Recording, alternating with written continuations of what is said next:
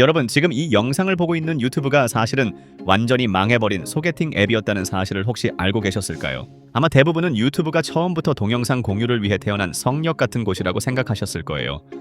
하지만 현실은 정반대인 거죠. 2005년 2월 14일 발렌타인데이에 도메인을 등록할 때만 해도 이들의 슬로건은 Turn in Hook Up, 즉 영상 기반의 소개팅 서비스였던 거예요. 그런데 정식 오픈을 하고 5일 동안 영상 업로드가 단 한 건도 없었다면 믿으시겠어요? 얼마나 처참했으면 창업자들이 직접 크레이글리스트에 여성들이 자기소개 영상을 올리면 무조건 현금 $20를 주겠다고 구걸 섞인 광고까지 낸 거예요. 지금은 이제 세계 1위 플랫폼이지만 그 시작은 자본력도 유저도 없는 역대급 찐빠 그 자체였던 거죠. 매일 수십억 명이 접속하는 이 거대한 제국이 사실은 아무도 가입하지 않던 소개팅 사이트의 잔해 위에서 세워졌다는 게 정말 놀라운 거예요. 당시 창업자들은 데이트 상대를 찾는 영상이 하나도 올라오지 않아서 매일 밤 술로 밤을 지새우며 괴로워한 거죠. $20라는 거금으로 유혹해도 사람들은 반응하지 않았고 플랫폼은 죽은 땅이나 다름없었던 거예요. 대체 어떻게 이 폭망 위기의 소개팅 앱이 인류의 뇌를 지배하고 모든 일상을 점령한 괴물이 되었을까요? 실리콘밸리의 잿더미 속에서 피어난 가장 짜릿하고 박진감 넘치는 역전극을 지금 바로 집픽해드리는 거예요. 이 이야기는 단순한 성공 신화가 아니라 처절한 생존과 본능적인 선택의 기록인 거죠. 우리가 당연하게 생각했던 유튜브의 모든 상식을 지금부터 완전히 뒤엎어보는 거예요. 사실 당시 창업자들은 너무나 절박했던 거예요. 그들이 만든 사이트에 접속자가 아예 없었으니까요. 동네 작은 카페보다 못한 트래픽을 보며 그들은 매일 아침 절망했을 거예요. 하지만 그 절망이 오히려 새로운 기회를 보는 눈을 만들어준 거죠. 만약 그 소개팅 앱이 적당히 잘 되었다면 지금의 유튜브는 존재하지 않았을 거예요. 완전히 망했기 때문에 모든 것을 버리고 다시 시작할 수 있었던 거예요. 이게 바로 역설적인 성공의 법칙인 거죠. 여러분도 지금 하고 있는 일이 완전히 막혔다라고 느껴지시나요? 어쩌면 그게 유튜브 같은 거대한 제국을 세울 진짜 시점일 수도 있는 거예요. 자, 시간을 돌려 2005년으로 가보는 거예요. 당시 인터넷 세상은 한마디로 너프먹은 정글이나 다름없었던 거죠. 텍스트랑 사진은 넘쳐났지만 영상은 사치 중의 사치였던 거예요. 영상 하나를 보려면 30분 동안 로딩바만 쳐다보며 기도를 해야 하던 시절이었던 거죠. 윈도우 미디어 플레이어나 퀵타임 같은 코덱 지옥 속에서 영상 하나 재생하는 게 거의 고문 수준이었던 거예요. 이때 유튜브가 꺼낸 비장의 카드가 바로 소렌슨 스파크라 불리는 H263 변종 코덱인 거죠. 브라우저에서 바로 재생되는 플래시 비디오를 채택하면서 기술적 버프를 제대로 받은 거예요. 하지만 인프라 비용은 상상을 초월한 거죠. 서비스 초기에는 호스팅 비용이 월 $100 수준에 불과했지만 트래픽이 폭증하면서 순식간에 감당할 수 없는 수백만 달러 수준으로 급상승해버린 거예요. 이때 등판한 사기캐들이 바로 페이팔 마피아의 삼총사 체드 홀리, 스티브 첸, 자베드 카림인 거예요. 흔히 제닛 잭슨의 슈퍼볼 사건이나 인도양 쓰나미 영상을 찾기 힘들어서 유튜브를 만들었다는 이야기가 유명하죠. 하지만 이건 나중에 마케팅 대행사가 소화하기 쉬운 스토리로 다듬어준 구라일 가능성이 매우 높은 거예요. 실제로 스티브 첸은 나중에 인터뷰에서 당시 데이팅이 가장 뻔한 선택이었을 뿐이며 실제적인 모델을 찾지 못한 상태였다라고 솔직하게 밝히기도 한 거죠. 당시 미디어 권력은 방송국이 쥐고 있었고 개인은 그저 주는 대로 받아먹는 존재였던 거죠. 지리적 경계도 무의미하게 만드는 인터넷이었지만 영상만큼은 거대한 장벽에 막혀 있었던 거예요. 이 쌈 총사는 그 장벽을 부수기로 결심한 거죠. 하지만 처음부터 거창한 목표가 있었던 건 아니에요. 기술력은 만렙인데 아이템 설정에서 치명적인 찐빠를 낸 셈인 거예요. 이들은 샌프란시스코의 작은 차고에서 밤을 새우며 코드를 짜기 시작했고 그렇게 유튜브라는 이름의 조잡한 데이트 사이트가 세상에 나오게 된 거예요. 이 시기에는 데이터 센터를 빌리는 것조차 엄청난 모험이었던 거죠. 지금처럼 클라우드 서비스가 발달한 시대가 아니었으니까요. 그들은 무거운 서버 장비를 직접 나르며 땀을 흘린 거죠. 영상 하나가 올라올 때마다 서버가 비명을 지르는 소리가 들릴 정도였다라고 해요. 하지만 그 고생이 유튜브라는 거대한 성이 기초석이 된 거예요. 이들이 느꼈던 불편함이 곧 전 세계인의 불편함이었고 그 갈증을 해소하는 것이 바로 비즈니스의 본질이었던 거죠.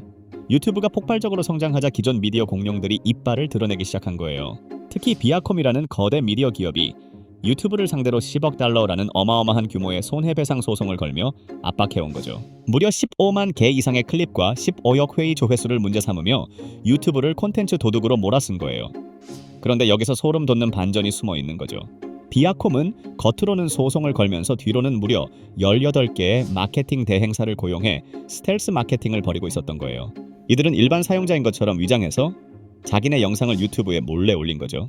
추적을 피하려고 회사 컴퓨터도 안 쓰고 킨코스 같은 공공장소 매장에서 영상을 업로드하거나 가짜 이메일 주소를 사용하는 치밀함을 보인 거예요. 심지어 일부러 화질을 거칠게 만들어서 유출된 불법 복제본처럼 보이게 만드는 쇼까지 한 거죠.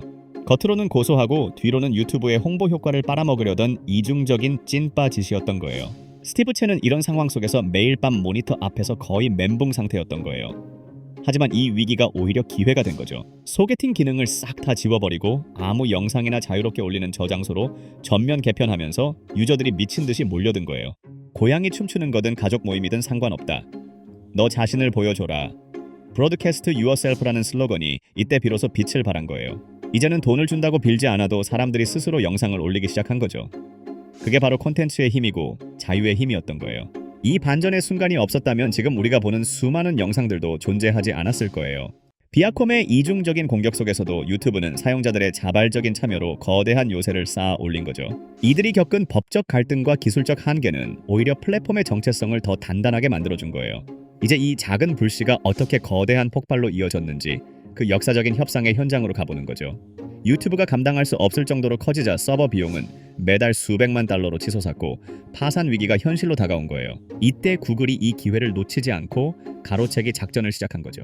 2006년 어느 날 실리콘밸리의 심장부인 팔로알토에 위치한 데니스라는 평범한 패밀리 레스토랑에서 역사적인 만남이 이루어진 거예요. 억만장자들이 스테이크를 썰면서 007 첩보 영화 같은 비밀 회동을 가진 거죠. 당시 구글은 마이크로소프트나 야후 같은 거대 경쟁사가 유튜브를 먼저 가로채는 것을 극도로 경계하고 있었던 거예요. 그래서 무려 10억 달러라는 막대한 프리미엄을 더 얹어서 총 16.5억 달러라는 미친 금액을 제시한 거죠. 이건 단순히 회사를 사는 게 아니라 미래의 미디어 주도권을 선점하기 위한 전략적 한타였던 거예요. 협상은 숨막히는 긴장감 속에서 진행된 거예요. 유튜브 창업자들은 독립성 보장을 요구하며 배수진을 쳤고 구글은 자본력과 인프라를 무기로 유혹한 거죠. 결국 계약이 성사되었고 당시 직원 67명 전원을 승계하는 파격적인 조건으로 구글의 품에 안기게 된 거예요. 계약서에 사인을 하던 순간 창업자들의 손은 떨리고 있었던 거죠. 인수 직후 직원들은 화려한 파티 대신 밀린 서버 지옥에서 해방됐다는 안도감에 눈물을 흘린 거예요. 구글이라는 거대한 함선에 올라탄 유튜브는 이제 누구도 막을 수 없는 무적의 플랫폼이 된 거죠. 팔로알토 데니스에서의 그 비밀스러운 대화가 오늘날 전 세계 영상 지도를 바꾼 결정적 한타였던 거예요. 만약 구글이 주춤했다면 지금쯤 우리는 마이크로소프트 유튜브를 보고 있었을지도 모르는 일인 거죠. 구글의 자금력과 서버 기술이 결합하면서 유튜브는 비로소 전 세계 모든 이들의 거실과 손안으로 들어갈 완벽한 준비를 마친 거예요. 이 과감한 배팅이 구글에게는 역사상 최고의 신의 한 수가 되었고 유튜브에게는 영원한 생명줄이 된 거죠. 자, 그럼 2026년 현재의 유튜브는 어떤 모습일까요? 창업자들의 초기 모토는 민주적인 방송국이었지만 지금은 AI가 지배하는 거대한 통제 시스템이 된 거예요. 특히 2016년에 구글 브레인의 기술을 도입해 텐서플로우 기반의 딥러닝 추천 시스템으로 개편하면서 유튜브는 인류의 뇌를 해킹하기 시작한 거죠. 이제 유튜브는 도파민 보장 체계를 자극하는 디지털 마약이나 다름없는 거예요. 하지만 최근에는 새로운 위기가 닥쳐온 거죠. 바로 현재 CEO 닐 모한이 핵심 과제로 내세운 AI 저질 콘텐츠, 이른바 AI 슬롭 관리 이슈인 거예요. 2025년 말 기준으로 이미 100만 개 이상의 채널이 생성형 AI 도구를 사용해 무의미한 영상을 쏟아내고 있는 거죠. 기술적 풍요 속에서 플랫폼의 진정성이 위협받고 있는 상황인 거예요. 이에 대응해 유튜브는 버3 패스트 같은 차세대 영상 생성 모델을 적용하며 플랫폼의 질서를 잡으려 노력 중인 거예요. 에이전틱 AI가 영상을 자동으로 편집하고 관리하는 시대가 오면서 우리는 더 강력한 알고리즘의 굴레에 갇히게 된 거죠. 여러분은 지금 유튜브를 자유롭게 이용하고 계신가요? 아니면 정밀하게 설계된 알고리즘에 의해 이용당하고 계신가요? 망해가던 소개팅 앱에서 시작된 이 거대한 혁명이 여러분의 삶의 독이 될지 약이 될지는 결국 여러분의 선택에 달려 있는 거예요. 가끔은 구독 버튼의 유혹을 잠시 내려놓고 알고리즘이 짜준 굴레 밖에서 진짜 여러분의 목소리를 들어보는 시간이 필요할지도 모르는 거예요. 작은 불편함에서 혁명을 꿈꿨던 그들처럼 여러분도 일상의 주도권을 다시 찾아보시길 바라는 거예요. 우리가 소비하는 영상 뒤에는 처절한 생존 싸움과 거대한 자본의 논리가 숨어 있다는 걸 잊지 마세요. 여러분의 소중한 시간은 알고리즘의 것이 아니라 바로 여러분 자신의 것이니까요. 오늘 이 이야기가 여러분께 새로운 시각을 드렸다면 좋겠어요. 자신만의 방송을 시작하든 혹은 알고리즘에서 잠시 벗어나든 그것 또한 여러분들의 자유입니다. 지금까지 지픽이었습니다.